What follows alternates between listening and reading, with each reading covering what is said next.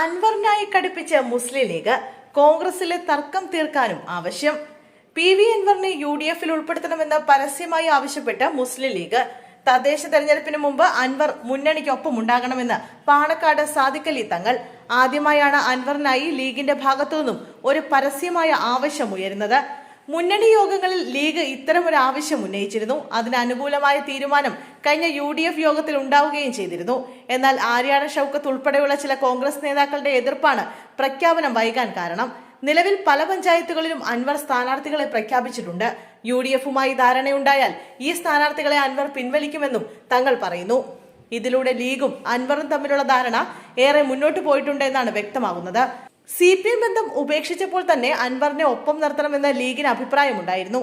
അതുതന്നെയാണ് ഇപ്പോഴും ആവർത്തിച്ചു പറയുന്നത്.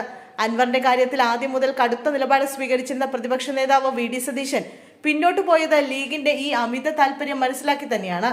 കൂടാതെ സതീശന്റെ നേതൃത്വം അംഗീകരിക്കാമെന്ന അൻവറിന്റെ ഉറപ്പും മുന്നണിയിലെ ചർച്ചകൾ സുഗമമാക്കി.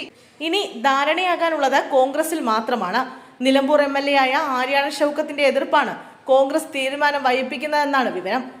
ഷൗക്കത്തിന്റെ പിതാവ് ആര്യാടൻ മുഹമ്മദിന്റെ കാലത്ത് തന്നെ മുസ്ലിം ലീഗുമായി ഏറ്റുമുട്ടലിന്റെ പാതയിലായിരുന്നു. അതുതന്നെയാണ് ഷൗക്കത്തും തുടരുന്നത്. ഈ എതിർപ്പ് നേരിടുക എന്ന ലീഗ് ലക്ഷ്യവും അൻവറിനോടുള്ള താല്പര്യത്തിന് പിന്നിലുണ്ട് എന്നത് വ്യക്തമാണ്. ഒപ്പം തന്നെ കോൺഗ്രസിലെ മുതിർന്ന നേതാക്കൾക്കിടയിൽ നിലനിൽക്കുന്ന തർക്കം അവസാനിപ്പിക്കാനും ലീഗ് ആവശ്യപ്പെട്ടിട്ടുണ്ട്. അവർ കാര്യങ്ങൾ ഉൾക്കൊള്ളുമെന്നാണ് പ്രതീക്ഷിക്കുന്നത്. തർക്കങ്ങൾ തെരഞ്ഞെടുപ്പ് സമയത്ത് മാറ്റിവെക്കണം. ലീഗ് നിരന്തരം ഇത് ആവശ്യപ്പെടുന്നുണ്ട്. കോൺഗ്രസ് യോജിച്ച തീരുമാനങ്ങളിലേക്ക് എത്തണമെന്നും അദ്ദേഹം കൂട്ടിച്ചേർത്തു.